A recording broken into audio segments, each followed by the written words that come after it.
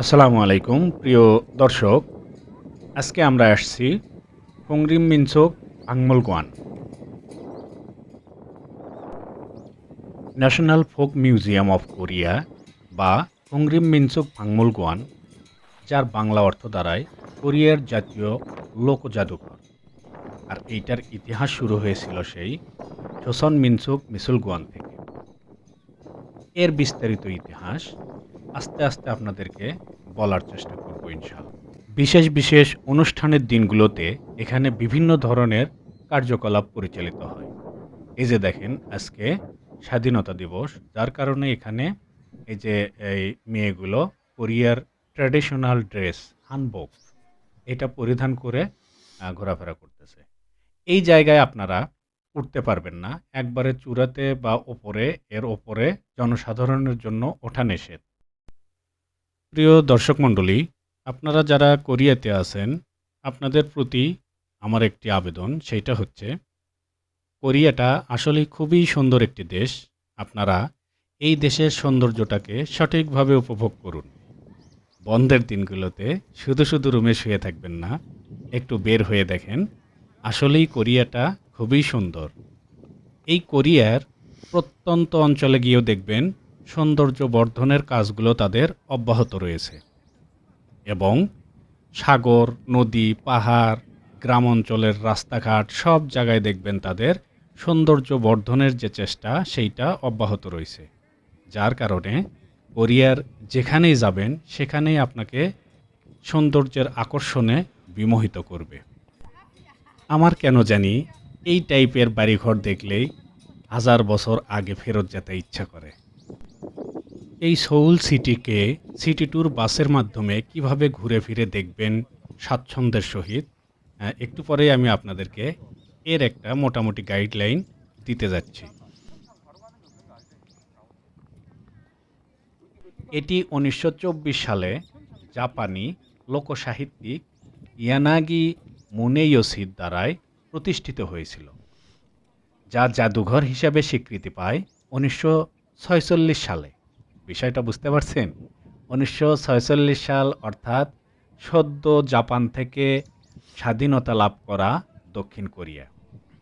এর আগে এই স্থাপনাটি জাপানের আন্ডারে ছিল, বা জাপানে যখন ছিল তখন এটা আর্ট মিউজিয়াম বা আর্ট গ্যালারি হিসাবে পরিচিত ছিল।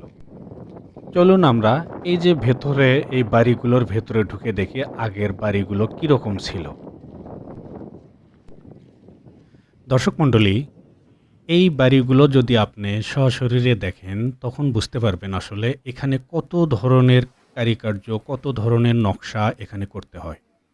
আর এইটা করতে গেলে কত সময় এবং কত শ্রম ব্যয় করতে হয়, এগুলো তখনই বুঝবেন যখন এটা সশরীরে নিজ চোখে দেখবেন। এখন যদিও এইটা শহরাঞ্চলে খুব বেশি দেখা যায় না, আমি মূলত প্রত্যন্ত গ্রাম অঞ্চলগুলো ঘুরে দেখেছি।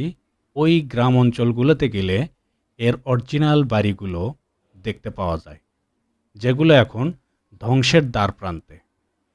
আর ওই বাড়িগুলোতে অরিজিনালি হাতুর বাটাল এগুলো দিয়ে হাতের মাধ্যমেই নকশা করা হতো, এখন এগুলো মেশিনের মাধ্যমেই করে থাকে।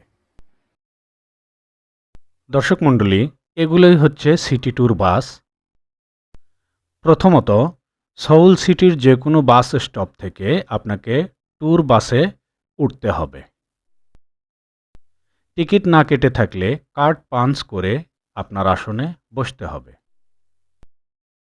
গাড়ির সময়সূচি ও ট্যুর ম্যাপ অবশ্যই সংগ্রহ করতে হবে। পরিকল্পনা অনুযায়ী স্পটগুলো ঘুরে ঘুরে দেখতে হবে এবং সঠিক সময়ে বাস স্টপে উপস্থিত থাকতে হবে। প্রিয় দর্শক মণ্ডলী, আজকে কোরিয়ানদের অনুষ্ঠানের দিন। আজকে তাদের মহান স্বাধীনতা দিবস। সুতরাং ওরা বিভিন্ন ধরনের অনুষ্ঠান উদযাপন করবে, বিভিন্ন ধরনের খাবার দাবার, খেলাধুলা এগুলো করবে আজকে। প্রিয় দর্শক, জাতীয় লোক জাদুঘরের বাহির দিক থেকে তাকালে মনে হয় এটি একটি দীর্ঘ ঐতিহ্য নিয়ে গর্বিত আকারে দাঁড়িয়ে আছে। প্রকৃতপক্ষে এই ভাবনাটি ঐতিহ্যগত ও ঐতিহাসিক শেকড় এবং সম্প্রীতির উভয়কেই ক্ষুণ্ণ করে, যার কারণে ২০৩০ সালের মধ্যে ওই স্থাপনাটি ভেঙে ফেলার সিদ্ধান্ত নেওয়া হয় এবং ৩১ সালের মধ্যে অবশ্যই স্থানান্তর করার সিদ্ধান্ত নেওয়া হয়। প্রিয় দর্শক মণ্ডলী, এখানে একটা আদর্শ গ্রামের মধ্যে কি কি থাকতে পারে এইরকম একটা চিত্র তুলে ধরা হয়েছে। এখানে ৪ সাইড দিয়েই সুন্দর করে ঘরগুলো সাজানো গোছানোভাবে তৈরি করা এবং মাঝখানে কিছু ফাঁকা জায়গা রাখা আছে, যাতে বিভিন্ন ধরনের কার্যক্রম বা খেলাধুলা অনুষ্ঠান এগুলো করা যায়। এই রকম করেই ওরা সেই আমলে বা আগের আমলে এরকম করে ঘর বাড়ি বা মহল্লা সাজাইতো। ১৯৪৫ সালে ২রা সেপ্টেম্বরে যখন জাপান দক্ষিণ কোরিয়াতে আত্মসমর্পণের মাধ্যমে তাদেরকে ক্ষমতা বুঝে দিয়ে কোরিয়া ছেড়ে চলে যায়, তারপর থেকেই আবার দুই কোরিয়ার মধ্যে দ্বন্দ্ব লেগে যায়।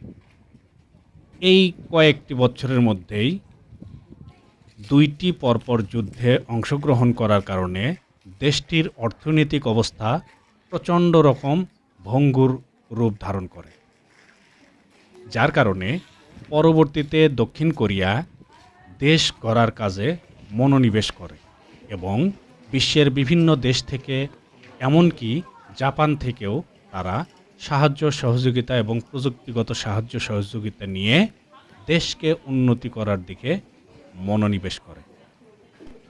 প্রিয় দর্শক, জাপানের শাসন আমলের কিছু দুঃখজনক ঘটনা আপনাদেরকে পরবর্তী ভিডিওগুলোতে শেয়ার করব ইনশাল্লাহ।